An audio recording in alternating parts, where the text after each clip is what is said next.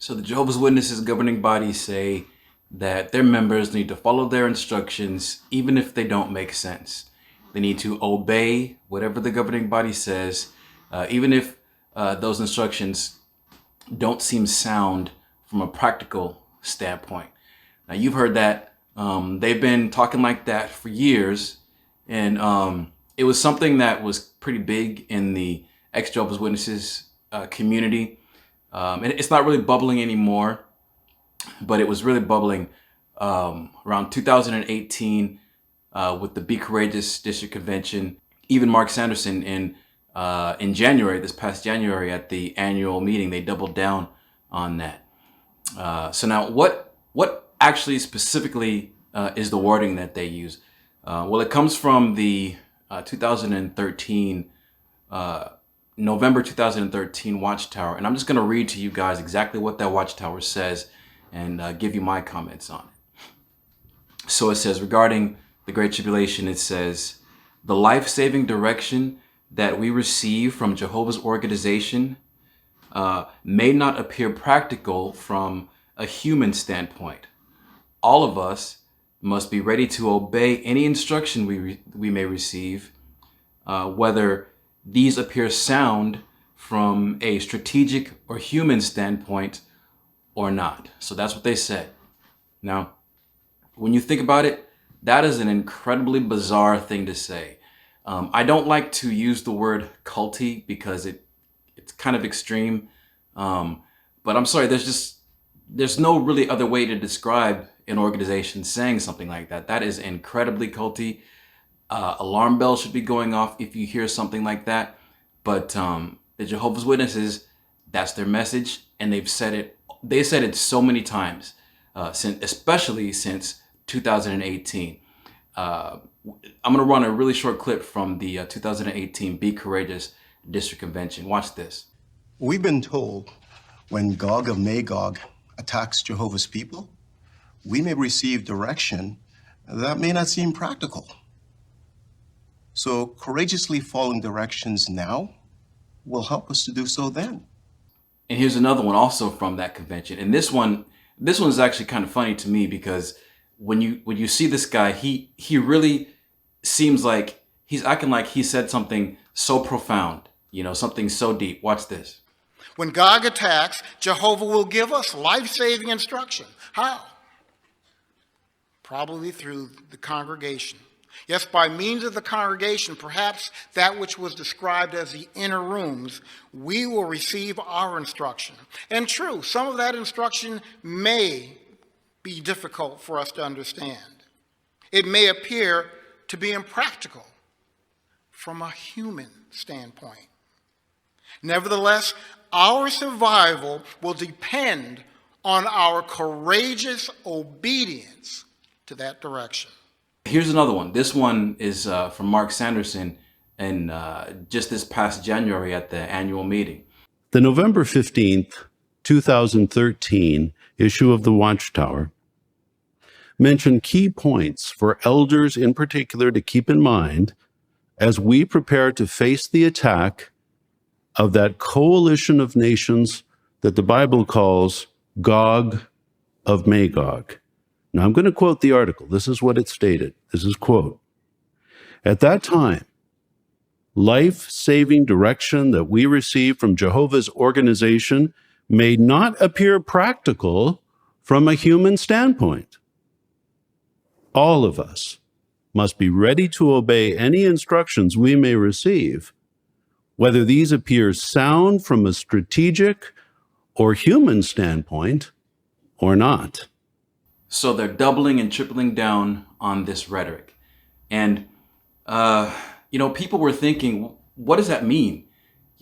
What instructions from the governing body could be so strange, so bizarre, that they have to make a disclaimer in advance saying that, by the way, you need to follow our instructions, even if they seem weird and crazy. You need to follow our instructions, even if they don't make sense. So what could they possibly be talking about? And so a lot of people were saying, well, because it's such a culty thing to say, are they talking about some sort of a violent event that they might they ask their followers to do something violent, like, I don't know, like mass suicide, because that's the type of thing that you've seen in movies. It's I don't really like to talk about stuff like, well, actually, I'm going to give you guys my opinion on what that could possibly mean at the end. But some people, it was tingling and bubbling in certain people. This whole concept of some sort of a mass violence event, some sort of maybe a mass suicide event. I don't like to talk like that, but that's kind of like what people were thinking about. And it seems, especially for those of us who were in the organization, it seems that seems pretty far out, But when you think about this organization and when you actually take the time to look closely into their teachings, into some of the stuff that they talk about in that watchtower, I'm sorry, but anything's on the table. When you think about some of the rhetoric that actually comes from from that watchtower.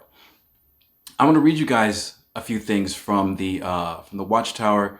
It's the October 2019 watchtower, and it's titled "Stay Faithful Through the Great Tribulation," because I think that some of the stuff that they talk about in this watchtower, it's so weird and bizarre. I'm sorry, but this is me talking to you, and these are the thoughts that I had,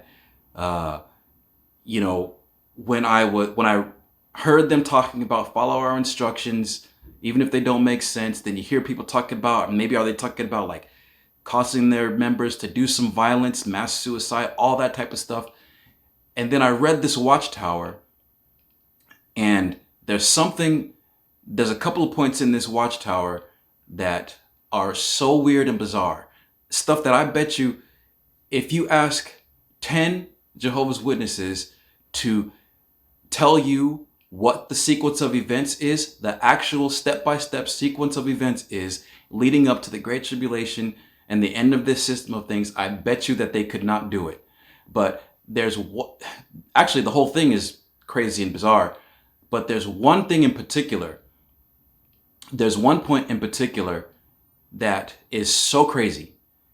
And I couldn't help but make a connection between that point and all of this stuff about, mass suicide craziness, right? And so just really quickly, I'm going to take you through the steps, according to this watchtower, the 5 or 6 steps leading up to the Great Tribulation and the end of this system of things. Now, the first thing that's going to happen is that the nations are going to make a cry of peace and security. The Jehovah's Witnesses say that the nations as a whole are going to make a proclamation that they have achieved peace and security. Right? Seems pretty far-fetched to me. But anyways, that's what they believe. The second step, and you've all heard that, you know that point. The second thing that they say is going to happen is that right after that, Babylon the Great will be destroyed. It says the nations are going to turn on the world empire of false religion. So the nations of the world are going to completely obliterate all of Babylon the Great, what the Jehovah's Witnesses call false religion in the world. Now, the third thing that they say is going to happen leading up to the Great Tribulation, and this one is really crazy. This one is just, it's so crazy that I bet you the Jehovah's Witnesses as a whole kind of don't even know about this. The third thing that they say is going to happen is, and I'm going to read this right from the watchtower.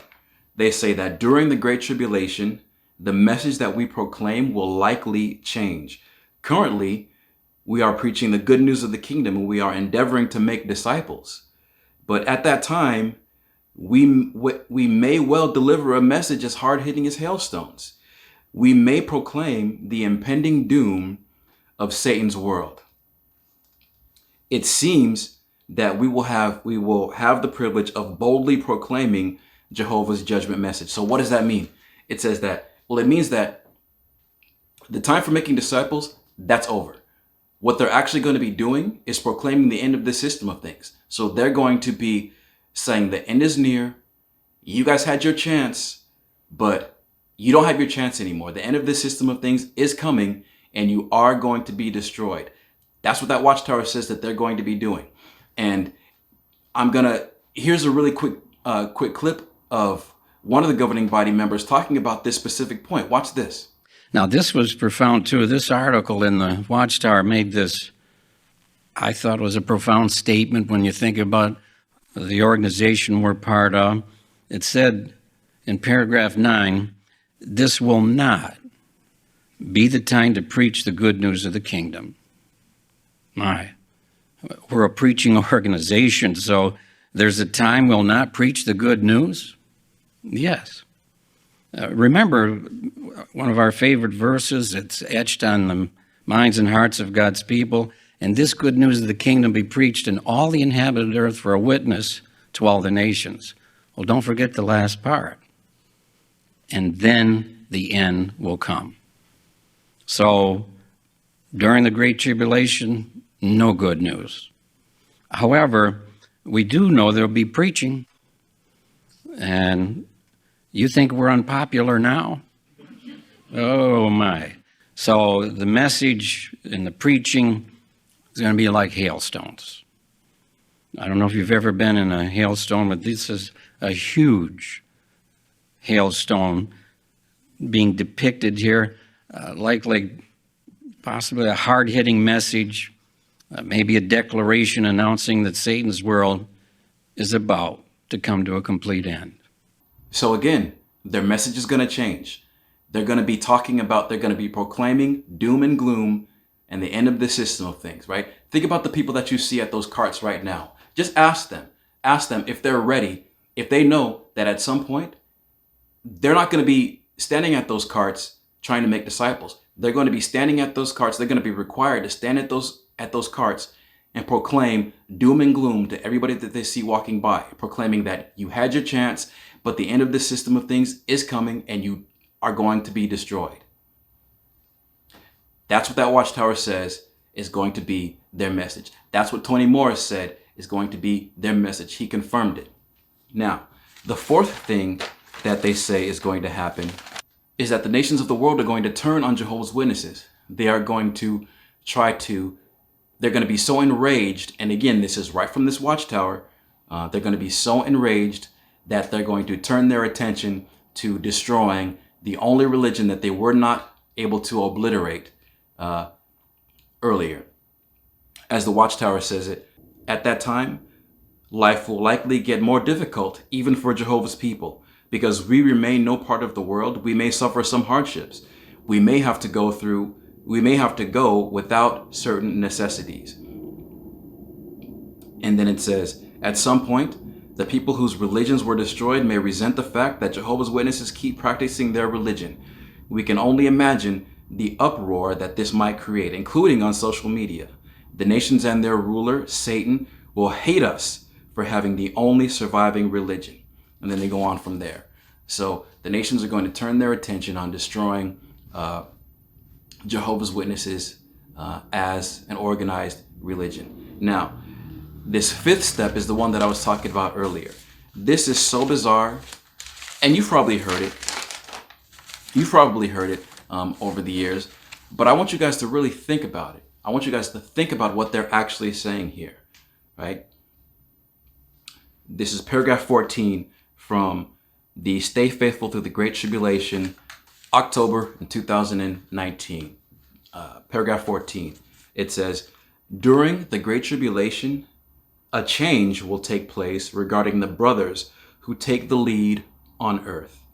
At some point, all anointed ones who are still on the earth will be gathered to heaven to share in the war of Armageddon. This means that the governing body will no longer be with us on earth. I'm going to read that again.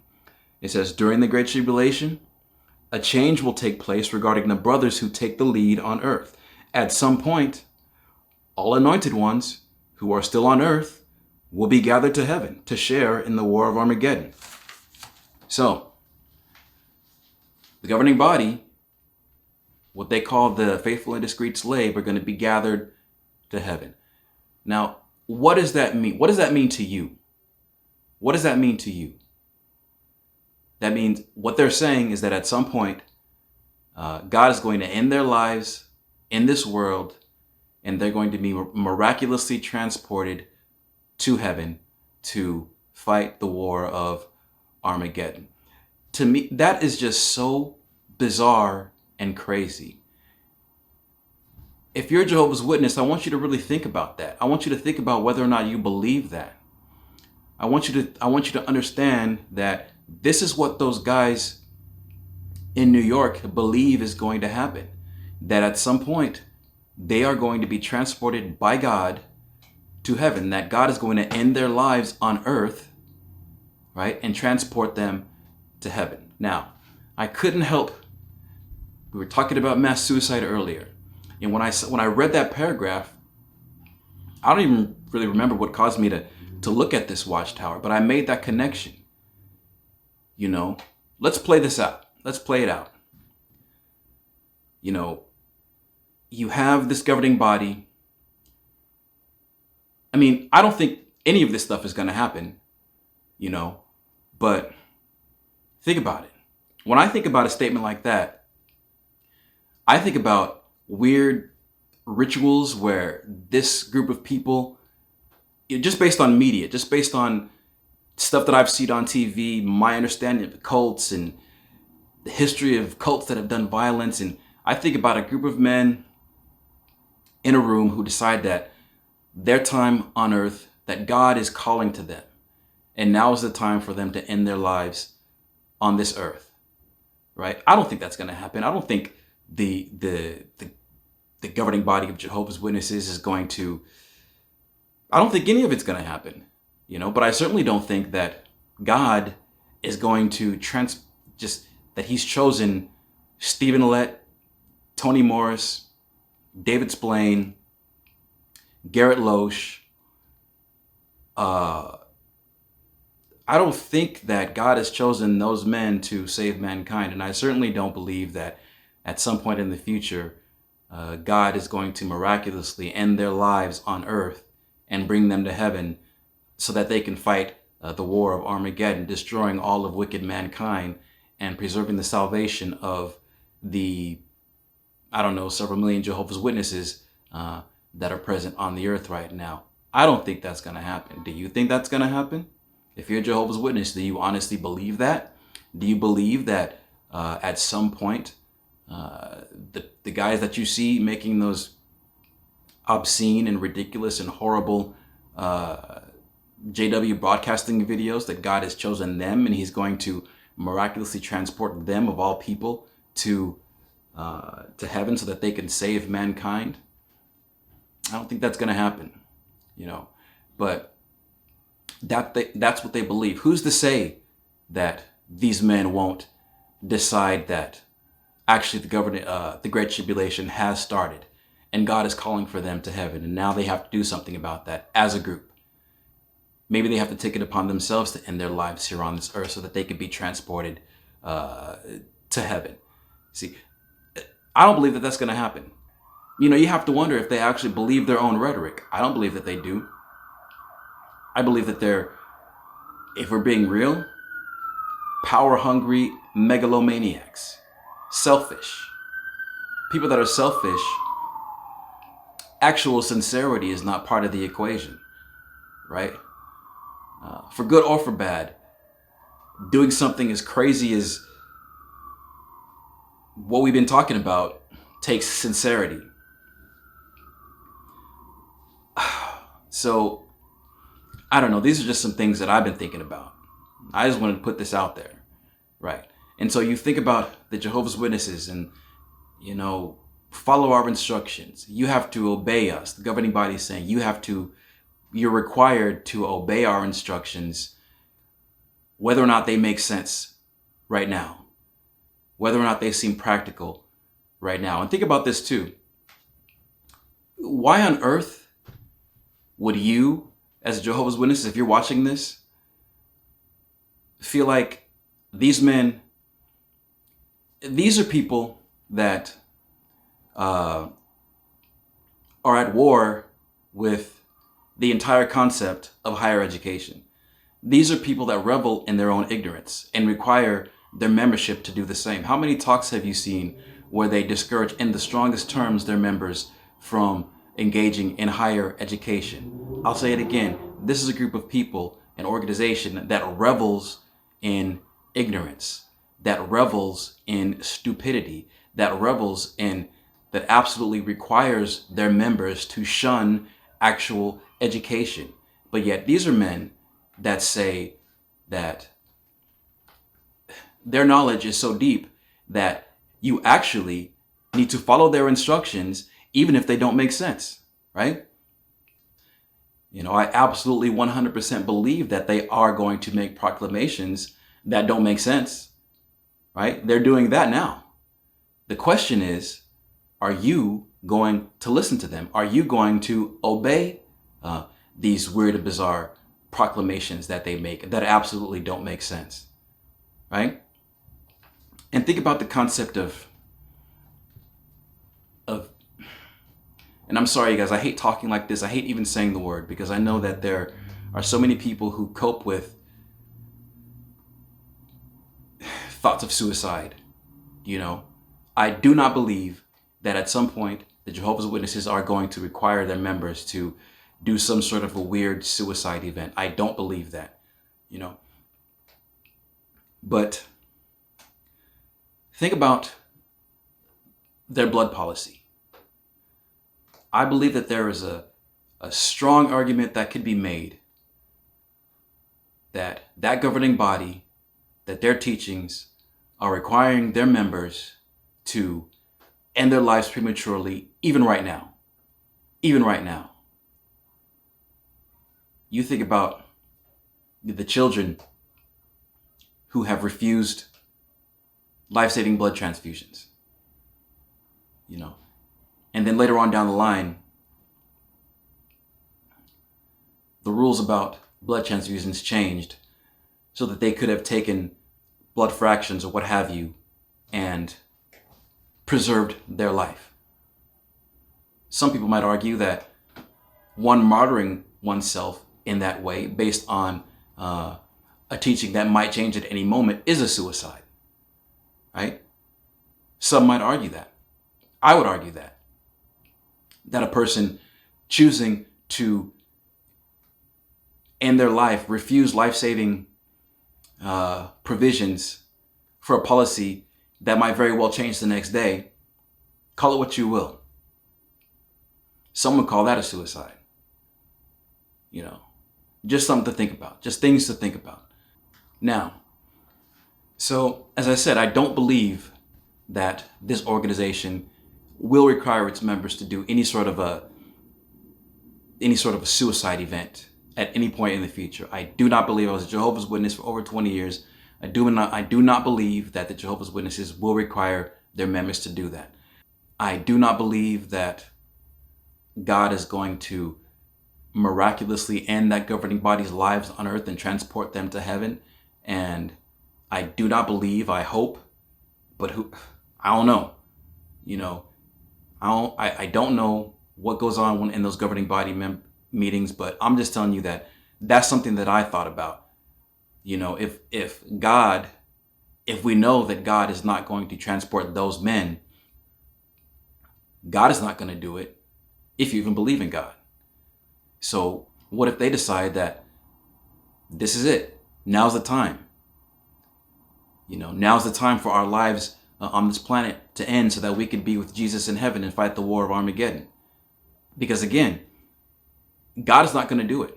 I don't care what anybody says. God has not chosen those men in Warwick to save mankind. So he is not going to transport them to heaven so that they could fight any sort of war of Armageddon and save mankind. So who's to say what happens? You know, if they decide that the Great Tribulation has started and now is the time for them to go to heaven.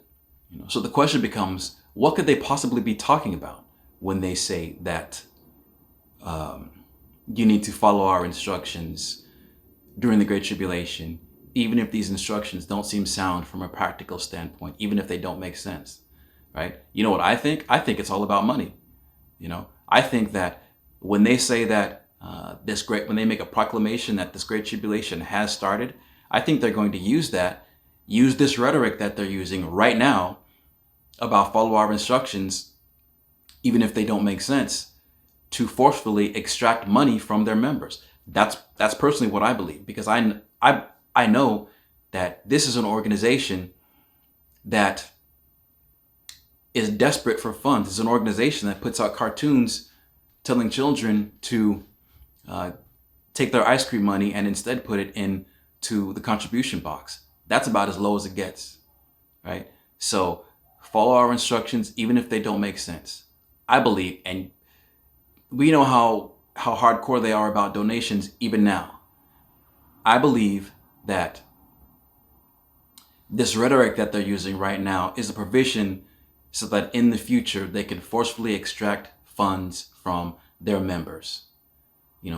Because remember, we told you all the way back since 2013, we the governing body told you that during the Great Tribulation, we might instruct you to do things that don't seem sound from a strategic standpoint, that don't make sense from a human standpoint, right? Well, this is what we were talking about. We need you to commit to sending this number of dollars per publisher to the headquarters every month. That's what we require. That's the obedience that is required. That's what we were talking about when we said we need to obey our instructions, even if they don't make sense. So these are just some things that I've been thinking about. Been wanting to put this out. Leave a comment in the comment section if you like, and I'll talk to you guys in the next one. Peace.